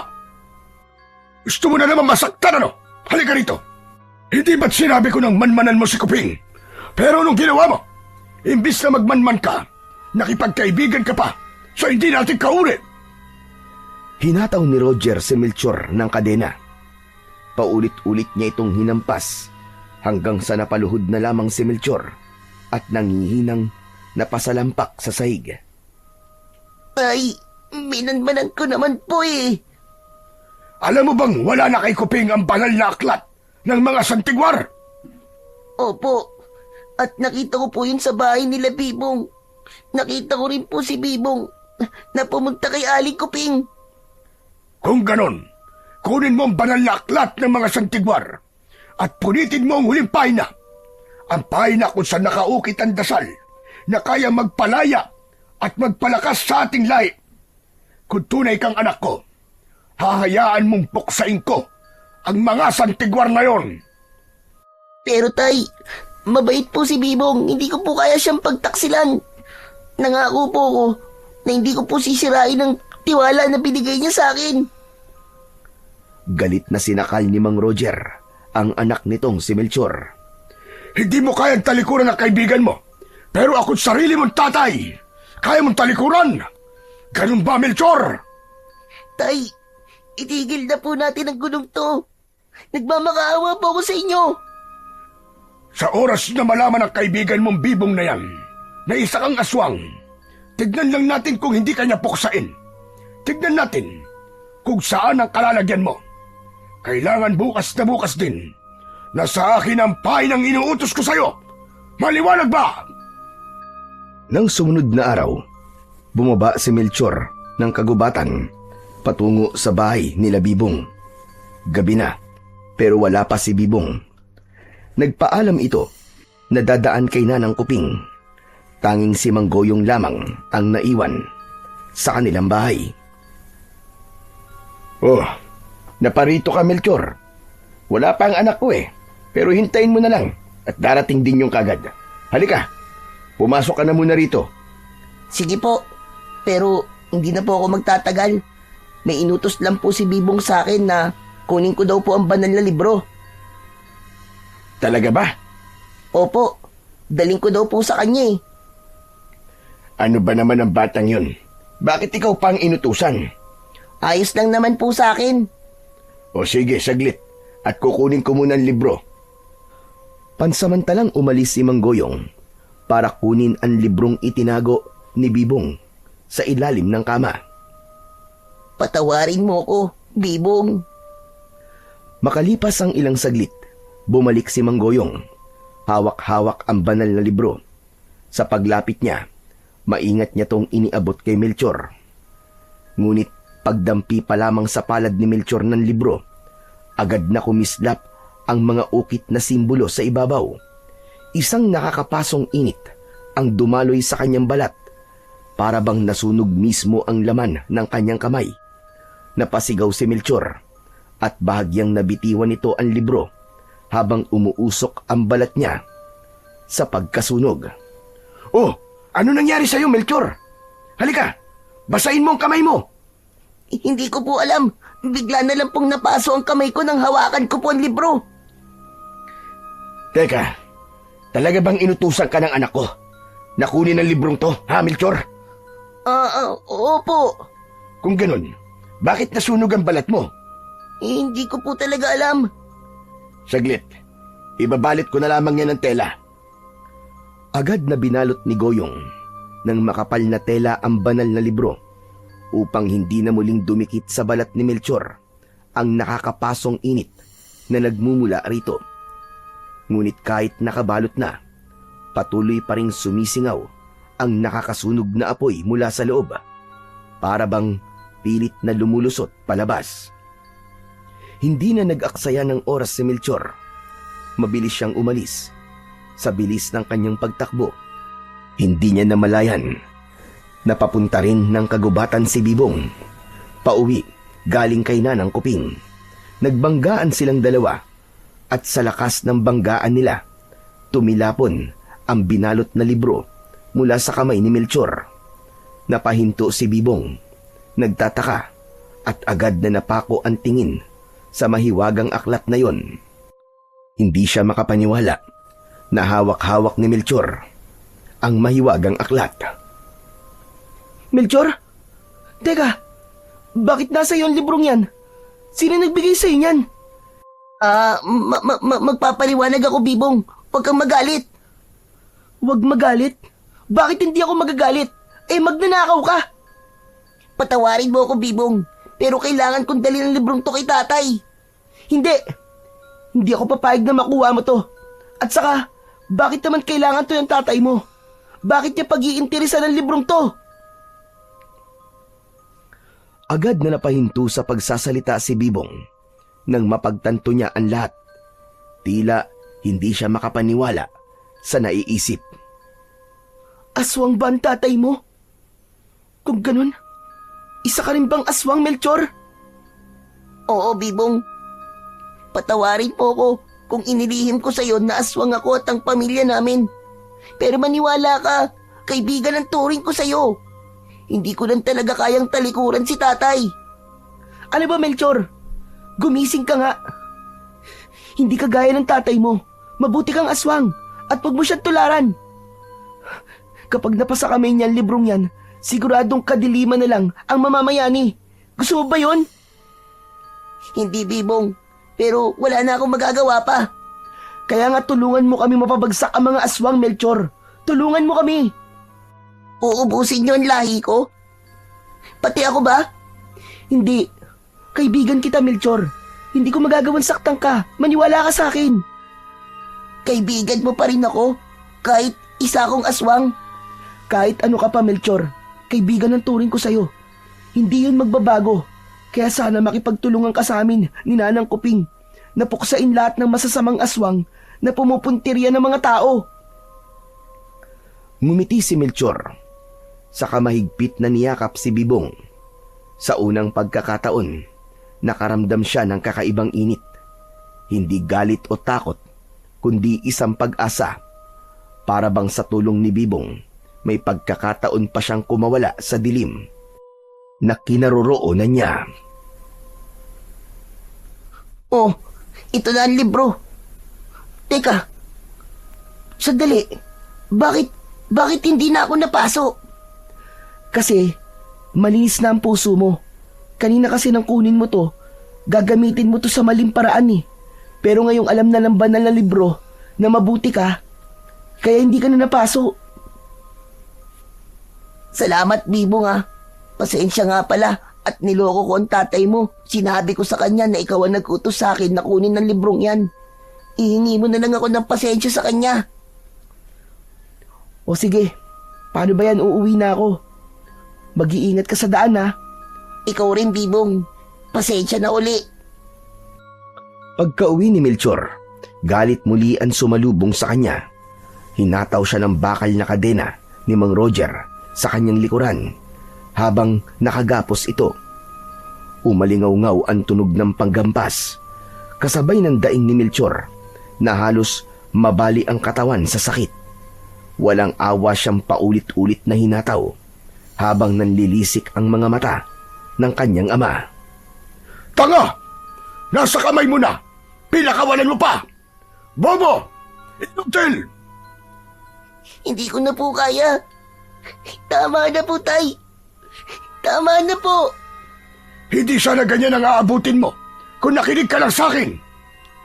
Patawarin niyo po ako, Tay. Patawarin niyo po ako. Mapapatawad lang kita kapag naibigay mo na sa akin ang librong yon. Hindi ko po kayang kunin kay Bibong ang libro, Tay. Pasensya na po. Hindi mo kaya dahil isa kang inutil. Walang kwenta. Kung ganon, dahil hindi mo kayang agawin, ako ang gagawa. Sasalakayin natin ang baryo ng Bibong na yan. Huwag po, Tay, huwag po. Huwag niyo po sasaktan ang kaibigan ko. Hindi ko lang basta sasaktan ang kaibigan mo. Sinisigurado ko rin sa'yo na buburahin ko ang presensya ng batang yan sa mundong ito. Mawawala ang batang Santigwar na yan. Huwag, Tay. Huwag. Hihintayin lang natin na sumapit ang 3 kabilugan ng buwan bago tayo gagalaw. At ikaw, dahil matigas ang ulo mo, igagapos kita riyan hanggang sa magtanda ka. Ilang linggo rin ang hinintay ni Roger bago niya maisagawa ang planong puksain ang mga Santigwar na sinanang Kuping at Bibong. Tumingala siya sa bilog na buwan at kumalakhak. Ngayon tayo magtutuos, mga Santigwar. Tignan natin kung kayanin ako ng kapangyarihan ng banal na dasal niyo. Mula sa kanilang lungga, tinak ng mga aswang ang madilim na daan patungo sa kabayan at papunta kina Bibong. Pilit na nagpumiglas si Melchor sa pagkakagapos, ngunit sadyang mahigpit at matibay ang kadenang iginapos sa kanya. Ilang linggo na rin yung nakapulupot sa mga kamay at paa niya. Nangihina na ang kanyang katawan at hindi niya na kayang tiisin. Samantala sa kabilang dako, ramdam ni Bibong na may mabigat na mangyayari sa gabing yon. Parang tambol ang tibok ng kanyang puso. Humahalo sa katahimikan ng paligid. Dahan-dahan niyang inilabas ang punyal na nakatago sa ilalim ng lumang aparador. Lumuhod siya sa sahig. Mahigpit at napapikit.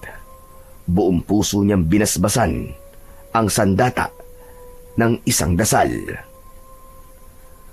Anak, sandali nga. Ano bang ginagawa mo? Tay, nararamdaman ko po may paparating pong panganib. Hindi ko po alam kung nararamdaman din po ito ni Nanang Kuping. Pero kailangan niyo po siyang balaan. Puntahan niyo po siya sa bahay niya. Madali po kayo. Pero sandali, paano ka anak? Kung talagang nararamdaman mo na may paparating nga ng mga aswang dito, hindi ba mas mabuting nandito ko para matulungan kita? Kaya ko po ang sarili ko, Tay. Si Nanang Kuping po. Siya po ang mas nangangailangan ng tulong. Matanda na po siya, mahina na po siya. At kapag inatake po siya ng mga aswang ng sabay-sabay, siguradong hindi niya po kakayanin yon. Dalhin niyo po siya rito, Tay. Sige na po. Bumalik po kayo tayo ng ligtas, ha? Oo, sige. Gagawin ko sinabi mo, anak. Pero mag-iingat ka, ha? Opo. Ay, Tay, saglit lang po. Tumayo si Bibong at saka kinuha ang balabal na hindi niya pa naisasauli kay Nanang Kuping at nilagay ito sa braso ng ama. Hindi man yun nakikita ni Manggoyong dahil sa orasyong harang dito na tanging mga Santigwar lamang ang nakakakita. Ngunit ramdam niya ang init nito. Tay, makakatulong po yan para hindi po kagad kayo makita ng mga aswang. O sige, anak. Aalis na ako. Pupuntahan ko si Nanang Kuping at ligtas kaming uuwi rito. Kaya sana, ligtas ka rin naming madatnan. Opo, Tay. Tinanaw ni Bibong ang ama na mabilis na tumatakbo patungo sa bahay ni Nanang Kuping. Nang wala na sa paningin ng kanyang tatay, agad siyang nagsindi ng mga kandila sa paligid. Gumawa siya ng marka na bilog at lumuhod siya roon. Isa itong sagradong harang. Kapag binigkas na ni Bibong ang mga dasal ng Santigwar, mababalutan ng proteksyon ang mismong marka. Kaya nagiging harang na hindi basta malalampasan ng mga nilalang ng dilim. at kung susubukin nilang pasukin ito, agad na masusunog ang kanilang mga balat. Habang abala si Bibong, may biglang malakas na kaluskos mula sa itaas ng isang puno. Tila ba may kung anong dambuhalang biglang dumaong doon. Bumaluktot ang mga sanga, halos mabali sa bigat ng nakadapo. Kasabay noon ang nakakatakot na alulong ng mga aso. Lalong bumilis ang tibok ng dibdib ni Bibong. At mula sa dilim ng itaas, unti-unting bumaba ang aswang. Lumundag siya at mabilis na lumapag sa lupa bago nagpakawala ng isang nakakakilabot na ngiti. Dahan-dahan itong lumapit kay Bibong, ngunit agad ding napahinto nang matapakan nito ang bilog na marka.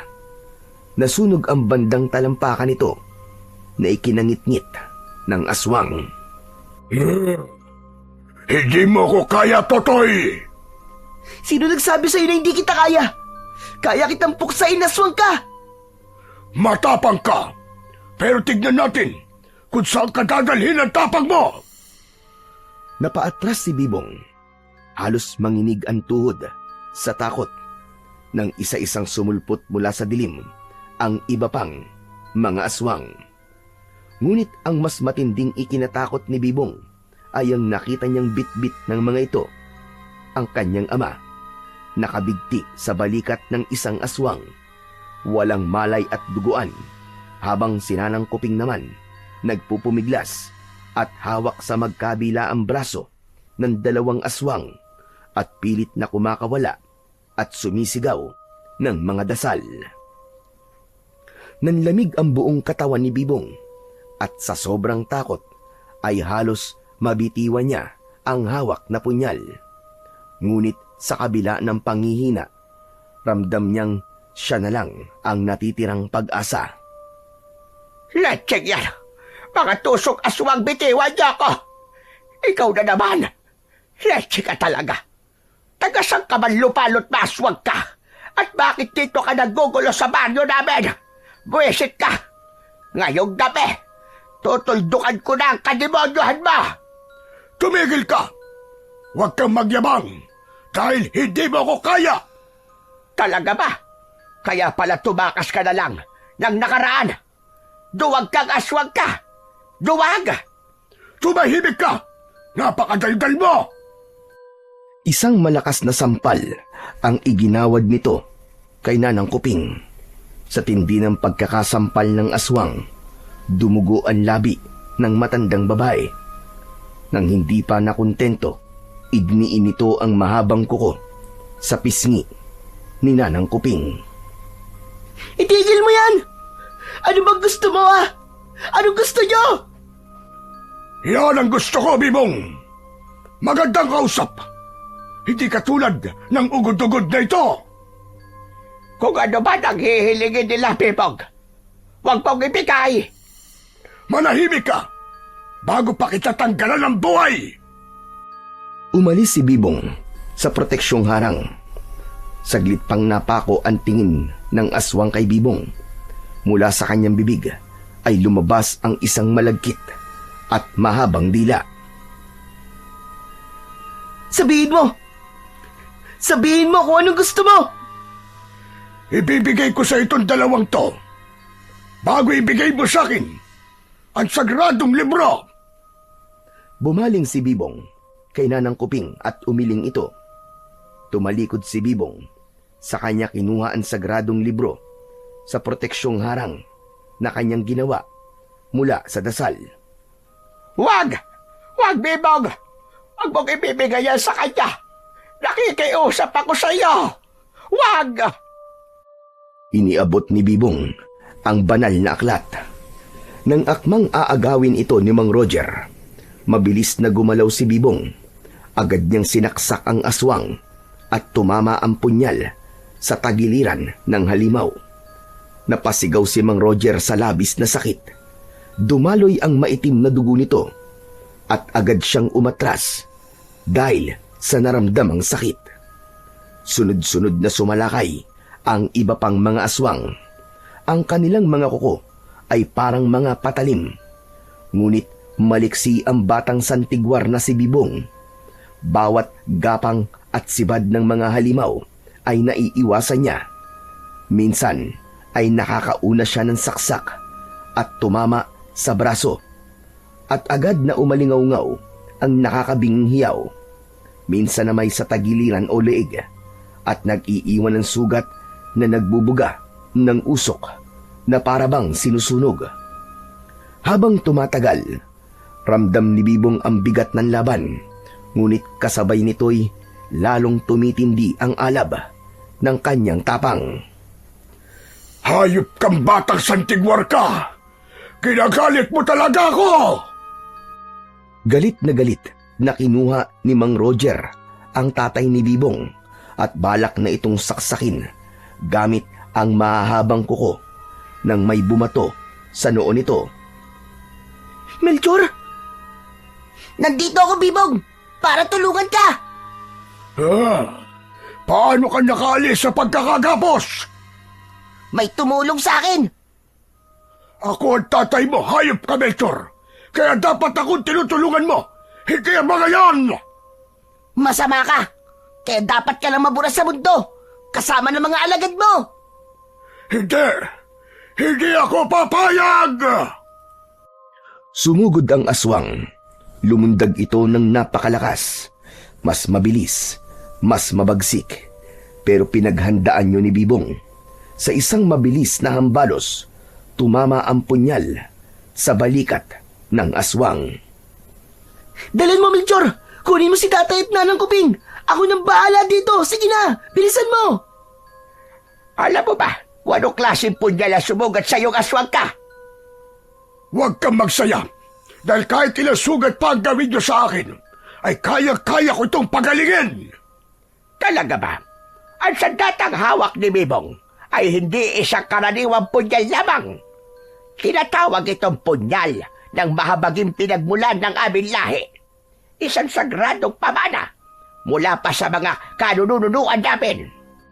Sinasabing kasabay itong nilikha ng unang maisulat ang banal na libro ng mga santigwar upang maging kapatid na sandata nito laban sa mga nilalang ng dilim na kagaya ninyo. Sa mismong kahoy na hawakan, nakaukit ang mga sinaunang baybayin, mga sumpa na tiyak nasisira at magpaparusa sa sino mang halimaw na tatamaan ng talim nito. Anong ibig mo sabihin? Ang ibig sabihin ni nanang Kuping ay katapusan niyo na! Lumuhod si Bibong sa gitna ng bilog na proteksyon. Maigpit na hawak ang banal na aklat ng mga santigwar. Sa mabigat na tinig, sinimulan niyang basahin ang nakasulat na mga dasal. Unti-unting umalingaw-ngaw ang kanyang tinig sa buong paligid. Mula sa mga pahina ng aklat, sumiklab ang nakakasilaw na liwanag at ang katawan ni Bibong ay nabalutan ng asul na apoy na hindi nakakasakit sa kanya, kundi nagpoprotekta. Habang lumalakas ang kanyang pag-usal ng dasal, lalo ring tumitindi ang pagliyab ng liwanag. Nang abutin ng dasal ang rurok nito, nagsimulang lumiyab at umusok ang mga katawan ng mga aswang. Ang kanilang mga balat ay nagkabitak-bitak.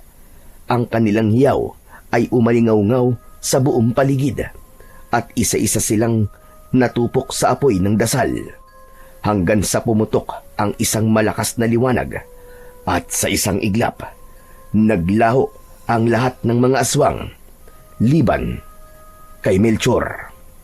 Bago pa ito makakilos, mabilis na sumulpot si Nanang Kuping at mariing itinapat ang matalim na kutsilyo sa leeg ng bata. Isa ka ring aswang, hayop ka! Dapat ka ring mawala! Wag! Wag, nanang Kuping! Mabuting aswang po si Melchor. Tinulungan niya po tayo. Paano natin masisiguro na mabuti yan? Baka babayain na kukunwari lang yan. Kampun pa rin siya ni Satanas. Hindi po, nanang Kuping.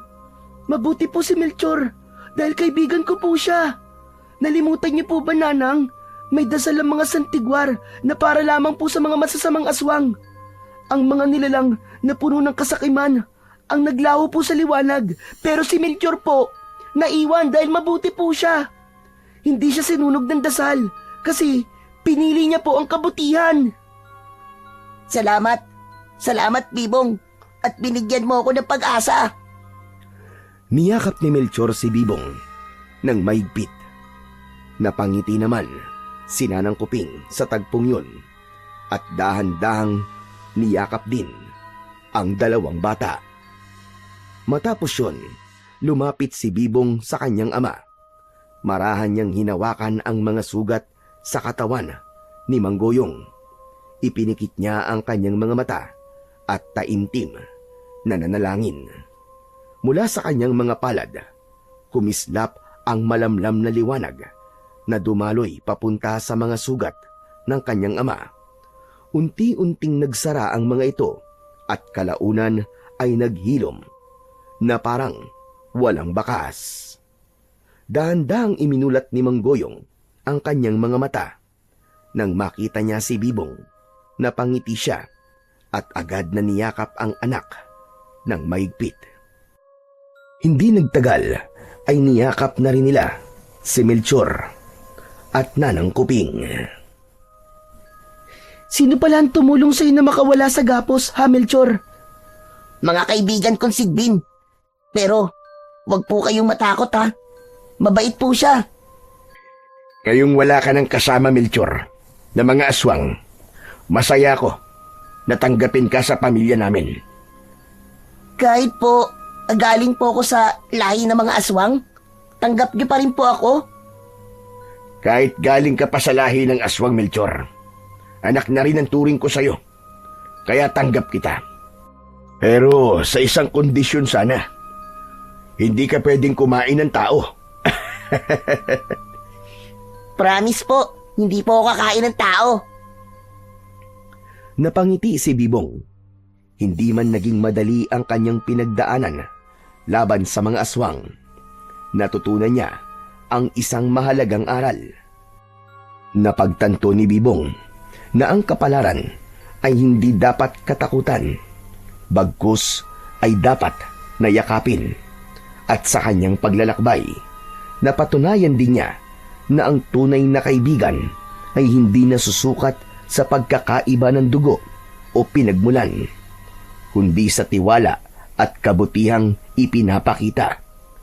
Sa pananampalataya, pagmamahal ng pamilya at pagkakaibigang totoo, doon matatagpuan ang liwanag na tanging kayang pumawi sa pinakamatinding kadiliman.